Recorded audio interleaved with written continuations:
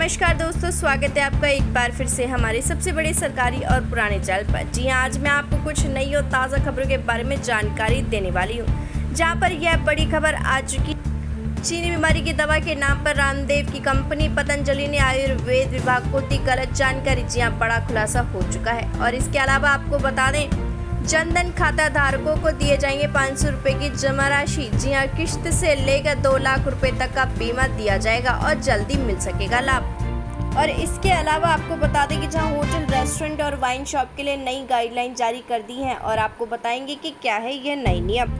तो ऐसी ही breaking news को जानने के लिए हमारे चैनल को सब्सक्राइब, लाइक, शेयर ज़रूर कर दीजिए, जिससे आपको हमारे चैनल पर आने वाली सारी वीडियोस की जानकारी आपको सबसे मिल जाए। और आपको बता दें कि अगर आप हमारे चैनल पर पहली बार आए हैं तो हमारे चैनल को सब्सक्राइब करके नीचे बनी लाल घंटी का निशान भी ज़रूर दबा दें। और अगर आप हमारे चैनल को सब्सक्राइब, लाइक, शेयर, कमेंट करते हैं तो यही हमारी मेहनत का फल होता है। तो वीडियो को बिना भगाए आखिर तक देखिए, जिससे कोई भी जानकारी आपसे मिस ना हो जाए। तो चलिए बात करते हैं पहली बड़ी अहम खबर के बारे में। आपको बता दें कि जहां प्रधानमंत्री जनधन योजना के तहत आपको बता दें कि कुछ ऐसे ट्रांजैक्शन आपको दिए जाएंगे, जैसे कि मैं आपको बता दें कि कैसे मिल सकते हैं आपको 500 रुपये की जमा राशि। जी हाँ, 500 रुपये की जमा राशि के साथ साथ 2 लाख रुपए का भी बीमा आपको मिलने वाला है। आपको बता दें कि जहाँ जनधन खाते के तहत बैंक खाते तो 5 साल से खोले जा रहे हैं, लेकिन इसका महत्व मैं आपको बता देती हूँ। जी हाँ, आपको बता दें कि अगर आपको भी नहीं मिले हैं पैसे 500 रुपये की जमा राशि तो आप कॉन्टैक्ट कर सकते हैं।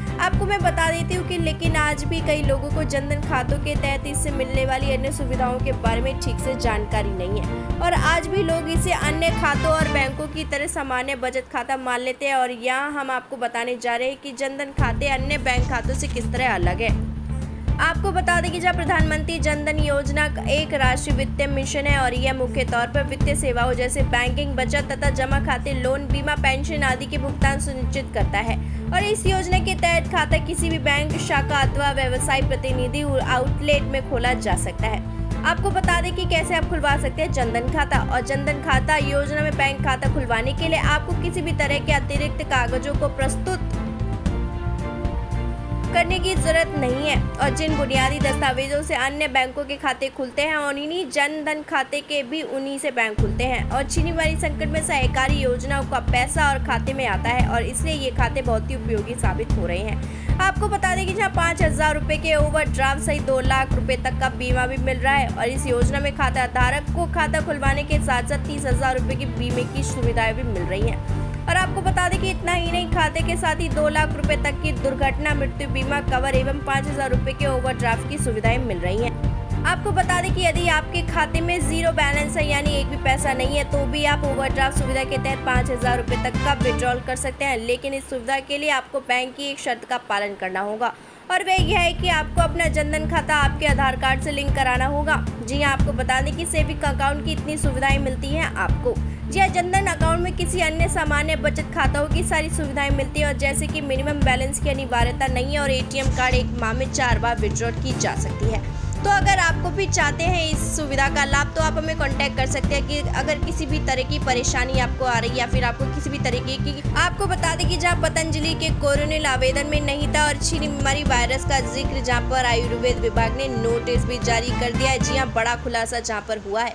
आपको बता दें कि जहाँ पतंजलि आयुर्वेद लिमिटेड द्वारा मंगलवार को चीनी बीमारी के इलाज के लिए कोरोनिल दवा लॉन्च किया गया था और जिसके तहत कुछ घंटे बाद ही आयुष मंत्रालय ने विज्ञापन पर रोक लगा दी और दवा से संबंधित सभी विवरण की मांग की। और इसी कड़ी में बुधवार को उत्तराखंड की आयुर्वेद विभाग के लाइसेंस अधिकारी ने कहा कि पतंजलि आयुर्वेद लिमिटेड ने आवेदन में सिर्फ इम्यूनिटी बढ़ाने, खांसी और बुखार के लाइसेंस के लिए मंजूरी मांग की थी और कंपनी द्वारा किए गए आवेदन में चीनी बीमारी वायरस का उल्लेख नहीं था। और विभाग ने कहा कि कंपनी को इस बाबत नोटिस जारी कर पूछा गया है कि चीनी बीमारी की किट बनाने की अनुमति उन्हें कैसे मिली। जी हाँ, आपको बता दें कि समीक्षा के बाद ये रुख साफ हो गया कि आयुष मंत्री ने इससे पहले पतंजलि की चीनी बीमारी की दवा बनाने के दावे पर आयुष मंत्री द्रौपदी नायक से कहा कि उनका मंत्रालय पतंजलि की कई लॉन्च और नई लॉन्च की गई है और आयुर्वेदिक दवाओं में कोरोनिल एंड स्पेसरी पर उनके द्वारा भेजी गई रिपोर्ट की समीक्षा के बाद ही अपना रुख साफ करेगा।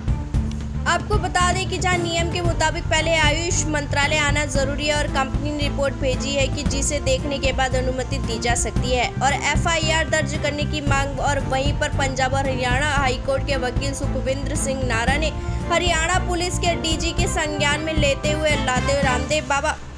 रामदेव आचार्य बालकृष्ण और उनकी कंपनी के खिलाफ शिकायत दर्ज कर दी गई है।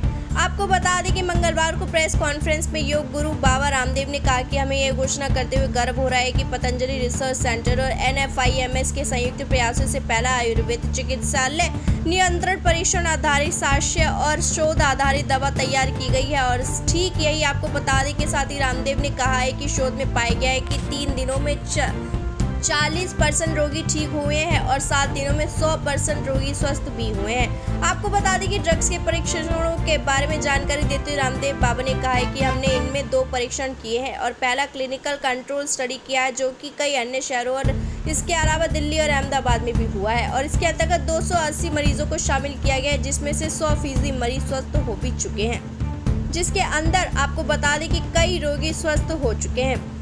तो चलिए बात करते हैं अगली खबर के बारे में। जी हाँ, रोजगार के बारे में आपको बता दें कि मनरेगा योजना बनी रोजी रोटी का सहारा। जी हाँ, चीनीमारी के चलते पूरे भारत में ग्रामीण संकट का गहरा असर है और वहीं पर काम की मांग बढ़ती जा रही है। महात्मा गांधी राष्ट्रीय ग्रामीण रोजगार गारंटी योजना मांग को पूरा करने के लिए आगामी बजट में जोर शोरों से दिखा रही है और ग्रामीण गरीबी से लड़ने के लिए सरकार के शास्त्रागार में यह एकमात्र गोला बारूद हो सकता है। हालांकि यह योजना को पुरकश और बेकार और प्रभावी रूप हमें भूतकाल में देखते हुए महात्मा गांधी राष्ट्रीय ग्रामीण रोजगार गारंटी अधिनियम के तहत ग्रामीण नौकरियों के मासिक मांग भी इस मई तक 3 करोड़ रुपए तक की नई ऊंचाई छू गई है। आपको बता दें कि इस साल मई में चारों और बड़े पैमाने पर नौकरी के नुकसान का संकेत पाया गया है और विशेष रूप से अनौपचारिक क्षेत्र में जहां लाखों कर्मचारी अचानक तालाबंदी के कारण बेरोजगार हो चुके हैं। आपको बता दें कि जहां पर ग्रामीण घरों में कम से कम 100 दिन की गारंटी वाला रोजगार उपलब्ध कराने के लिए 2006 में मनरेगा की शुरुआत की गई थी और यह ग्रामीण विकास मंत्रालय द्वारा संचालित सबसे बड़ी योजना है।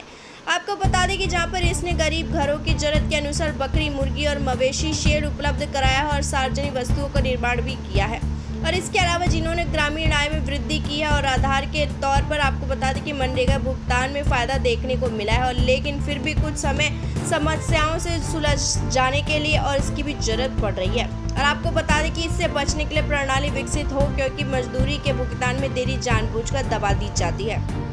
इसके तहत आपको बता दें कि स्थानीय निकायों को निश्चित रूप से वापस लौटे प्रवासी श्रमिकों की खोज करनी चाहिए और जॉब कार्ड प्राप्त करने की आवश्यकता वाले लोगों की मदद करनी चाहिए। पारदर्शिता और सरपंचों की जवाबदेही को बेहतर बनाने के लिए अनुशंसा की जाती है कि मनरेगा की परियोजनाओं को ग्राम स्तर और गांव स्तर की सही और ग्राम पंचायत स्तर पर ही ट्रैक किया जाएगा और जहां आज सबको बंद है और आपको बता दें कि जहां पर जिसको नौकरी नहीं मिल रही है वहां पर भी मनरेगा योजना रोटी रोजी दे रहा है।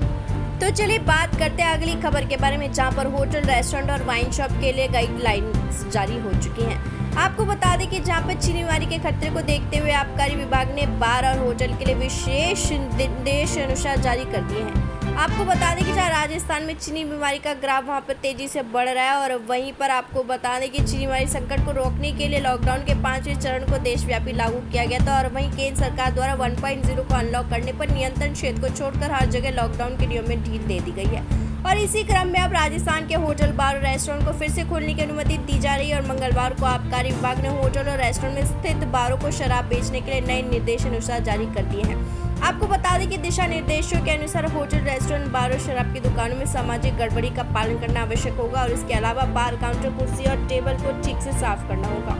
और आपको बताएं कि जहां पर देश निर्देश के अनुसार बार में उपयोग की जाने वाली वस्तुओं को साफ रखना चाहिए और उनको आपको बताएं इसके अलावा होटल और बार को FSSAI के निर्देश अनुसार का पालन करना होगा।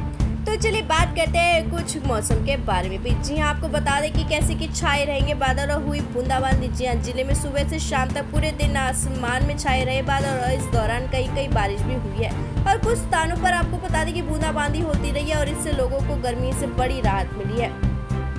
और इसी के साथ जहाँ पर बारिश से गन्ना और धान को भी फायदा हो चुका है और वहीं मानसून की दस्तक से भारी गर्मी और भागी जाने की आपको कि अब बताएं कि 5 दिनों के अंदर कब बरसेंगे बादल। जी हाँ, मानसून के गुरुवार को ही पूरी तरह से सक्रिय होने का अनुमान लगाया जा रहा है और मंगलवार को जहाँ पर प्री मानसून से हुई थी 1.8 मिमी की बारिश। तो चलिए अब मैं चलती हूँ और आशा करती हूँ कि आपको हमारा आज का वीडियो ज़रूर पसंद आया होगा। तो अगर आपको हमारी आज की वीडियो पसंद आई तो हमारे चैनल को लाइक, शेयर, सब्सक्राइब जरूर कर दें जिससे आपको हमारे चैनल पर आने वाली सारी वीडियोस की जानकारी आपको सबसे पहले मिल जाए। तो अगर आप हमारे चैनल पर पहली बार आए तो हमारे चैनल को सब्सक्राइब करके नीचे बनी लाल घंटी का निशान भी जरूर दबा दें, जिससे आपको रोजाना ताज़ी अपडेट्स मिलती रहे। तो चलिए मैं चलती हूँ। जय हिंद, जय भारत।